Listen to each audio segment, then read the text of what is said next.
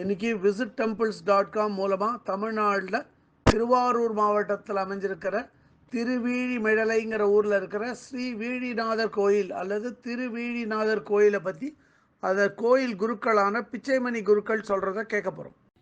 அருள்மிகு வீழிநாத சுவாமி ஆலயம் திருவீழிமிழலை மாப்பிள்ளை சுவாமி என்கிற கார்த்தியானி அம்பாள் சமேத கல்யாண சுந்தரம். இது சுவாமிக்கு அம்பாளுக்கு திருமணம் நடைபெற்ற இடம். இது மாப்பிள்ளை சுவாமின்னு சிவன் இருக்கார். நித்திய மனவாளர், நவக்கிரகம் துர்க்கையெல்லாம் கிடையாது. அதுமாதிரி பள்ளியேறுப்பதையும் கிடையாது. சுவாமி எப்போதுமே மணக்கோலத்திலே இருப்பார். எல்லா சுவாமியும் 4 கையும் இருக்கும். அந்த சுவாமி மனித ரூப திருமண காட்சி. அதனால் அம்பாளுக்கு சந்தேகம், இறைவனா மனிதனான்னு. அப்போ நந்தி தான் சாட்சி. அதான் பக்கத்துலேயே நந்தி இருக்கிறது காரணம். கல்யாணம் மாலை சத்தி அடித்தரம் பண்ணால் ஒரு மாலை போட்டுட்டு ஒரு ஸ்லோகம் கொடுப்போம். இந்த ஸ்லோகத்தை படித்தா 48 நாள் கல்யாணங்கிறது நிச்சயமாக நடைபெறும். பந்தக்கால் அரசாணிக்கால் அதுமாரி விண்ணிடி விமானம், இந்திர விமானத்தில் சுவாமி இறங்கி கல்யாணம் பண்ணி தான் ஐதீகம்.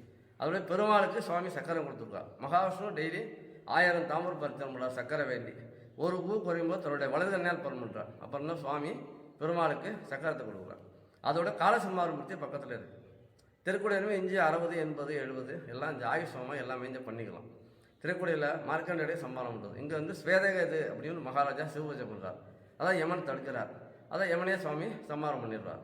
அதனால் திருக்குடியிலுமே இஞ்சி 60, 80, 70 எல்லாம் பண்ணிக்கலாம். அது மூலம் படிக்காசை கொடுத்து அப்பருக்கும் சம்பந்தம் படிக்காசை கொடுத்து வறுமையை போக்குறதா ஐதீகம். இந்த கோவிலுக்கு கிழக்கு நோக்கிய ஒரு 5 அடுக்கு ராஜகோபுரம் இருக்குது. பக்தர்களின் வசதிக்காக தகர ஷீட்டு போட்டிருக்கா.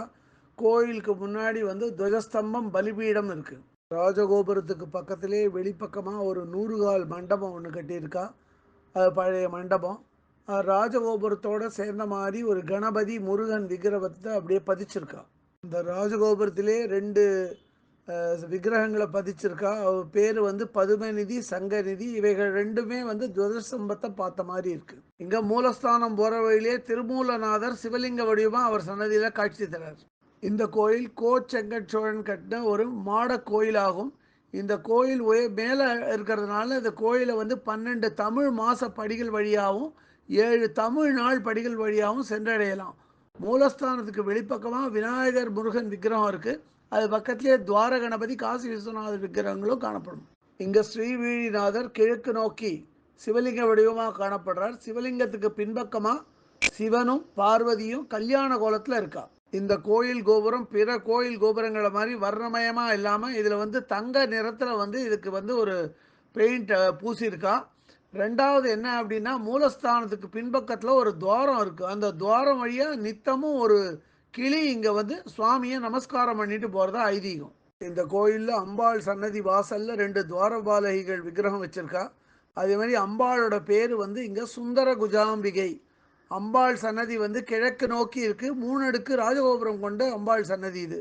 அம்பாள் சன்னதி பக்கத்திலேயே கணபதி, முருகன், சண்டிகேஸ்வரி இவாளுக்கெல்லாம் விக்கிரகம் வச்சு தனி சன்னதி இருக்குது. இந்த கோயிலோட மற்றொரு சிறப்பம்சம் என்னென்னா, இங்கே அமைஞ்சிருக்கிற பாதாள நந்தி சன்னதி. இந்த பாதாள நந்தி தரமட்டத்துக்கும் கீழே இருக்குது. அது சிரமப்பட்டு தான் போனோம், சிரமப்பட்டு தான் வரணும். அவ்வளோ விசேஷமானது இங்கே போயிட்டு வருது. அதே மாதிரி இது பக்கத்துலேயே கிரகப்படி இருக்குது. கிரகப்படின்னு சொல்லலாம், நவகிரகப்படின்னு சொல்லலாம். இது 9 படி மொத்தம். இது வழியாகவும் மூலஸ்தானம் சென்றடையலாம். வெளிப்பிரகாரத்தில் நிறையா சிவலிங்கங்கள் இருக்குது. அவைகளில் ஏகாம்பரேஸ்வரர், செல்வ தியாகராஜர், அண்ணாமலையார், வைத்தியநாதர், காளஹஸ்தீஸ்வரர் சிவலிங்கங்கள் முக்கியமானவை. அதே மாதிரி இங்கே இரட்டை பிள்ளையார், பாலசுப்ரமணியர், நால்வர், சனீஸ்வரன், சூரியன், மெய்கண்ட நாயனார் இவாளுக்கெல்லாம் விக்கிரகங்கள் இருக்குது. இந்த கோயிலோட ஸ்தல விருட்சம் பலாமரமாகும்.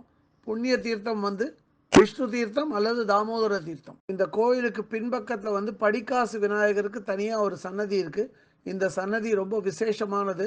இங்கே இருக்கிற படிக்காசு விநாயகர் தான் நால்வருக்கு படிக்காசு வழங்கி வறுமையை போக்கினதாக ஐதீகம். கோயிலுக்கு பிரத்யேகமாக ஒரு யாகசாலை இருக்குது.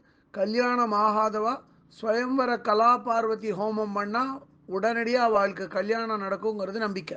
இந்த கோயிலுக்கு ஒரு கோஷாலா இருக்குது. அதே மாதிரி மடப்பள்ளியும் இருக்குது.